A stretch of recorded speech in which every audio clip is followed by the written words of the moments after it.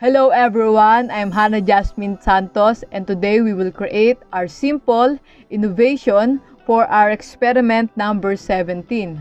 So innovation, it means introduction of something new and carrying out of new combinations. Without innovation, there isn't anything new, right? And without anything new, there will be no progress. So we will now construct simple innovation using previous experiments that we did, and you can see it on my YouTube channel. This is like logic gates, multi-vibrators, flip-flops, synchronous or asynchronous counter, up or down counter, and 7-segment display. And in this experiment, we will use this simulator called Proteus Design Suite. This is a proprietary software tool suite used primarily for electronic design automation. The software is used mainly by electronic design engineers and technicians to create schematics and electronic prints for manufacturing printed circuit boards. So let's go and create now our simple innovation. So we are now here in our simulator. So you can see that there is IC, which is 555 4026, and this also 4026, and this one. So this is our 7-segment display, and here is the NAND gate of 7400, our clock, SPDT switch, LED 5 volts, 9 volts, our ground here, then this is our button, also this one for set, our capacitor, resistors here. So let's start. Let's interconnect this simple innovation.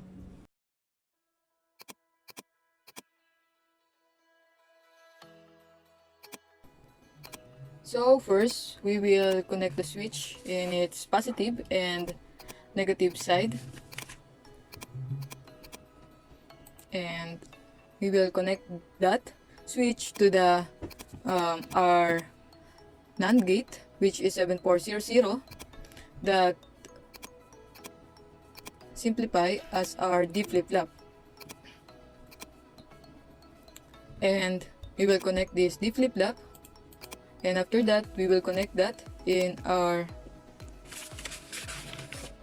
7-segment counter circuit, which is IC 555.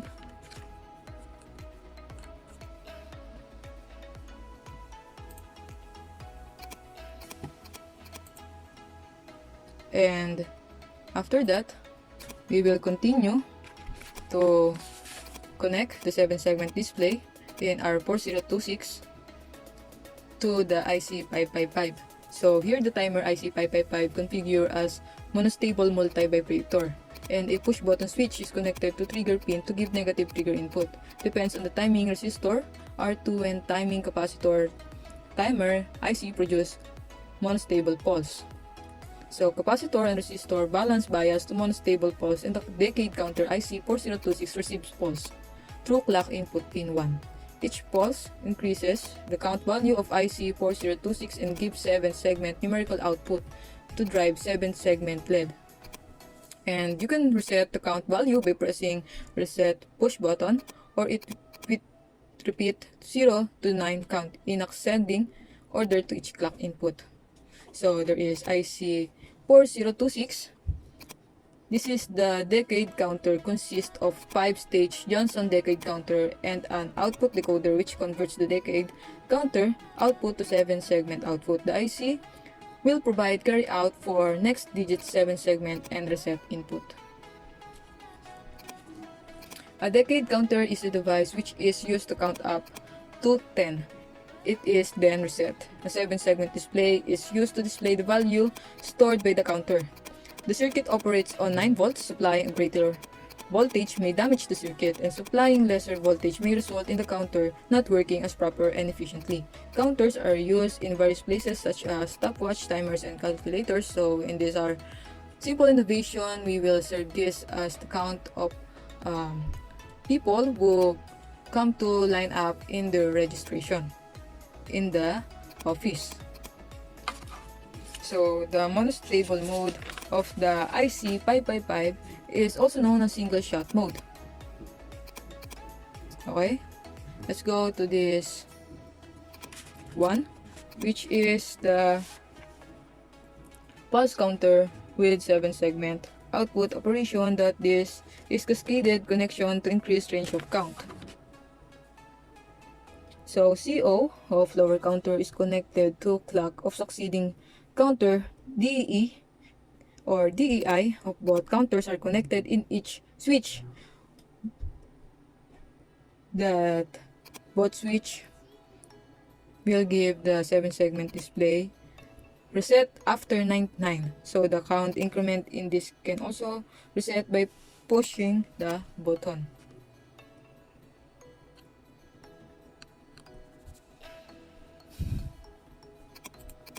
And after we interconnect the circuit in there, we will connect the switch 1 and switch 2.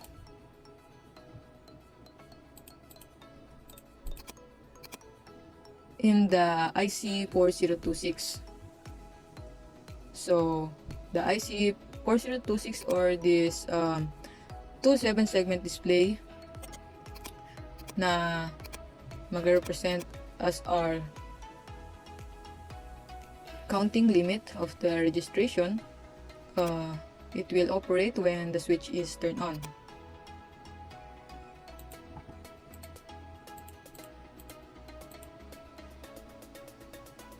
So after we interconnect all the wire, we will now run to check what will happen. So let's run.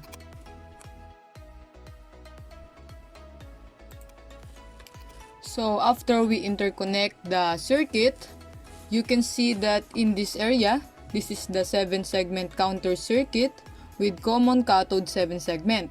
So when you push this button, it will increment the counter, and in this button, this is the reset if you want to reset the counter. Next, in this one, this is a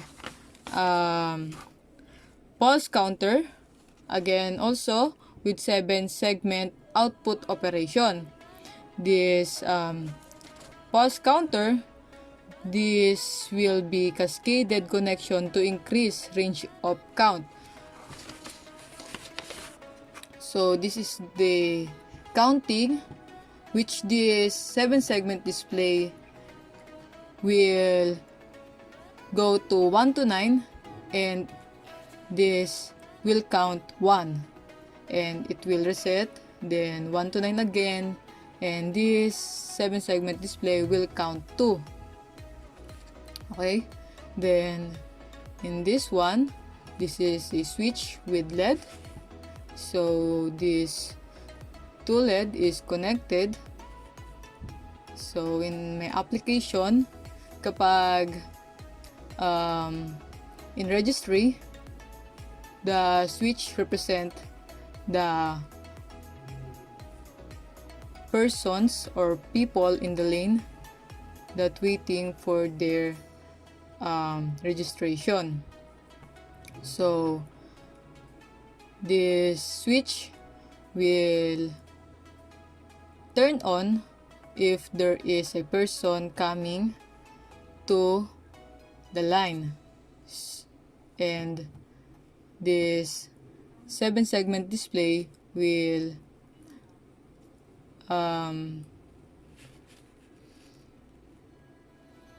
count that number of person that will turn on the switch.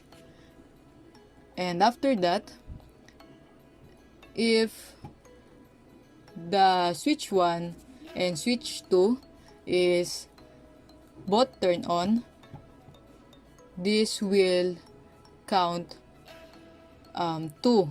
But if switch 1 is the one that is only turned on and switch 2 is turned off, the count will only 1. So let's try to run this one. So you can see here that our both switch is turned off, and here it counts 0. So let's try to open this one, and when we open this one, so this clock will start. In application, it simplify, or it means that this count is the time limit when the office is accepting customer or registration. So this one is the count of person who will wait on the line. So let's try. Let's switch 2 and switch 1 be turned on. Okay, let's try to push the button here. Switch 1 and switch 2 is turned on. So okay, sorry, let's stop. Let's make the clock here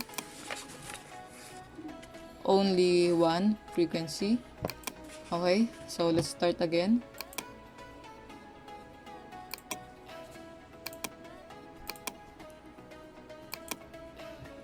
Okay, again, that is 0 and this is turned off.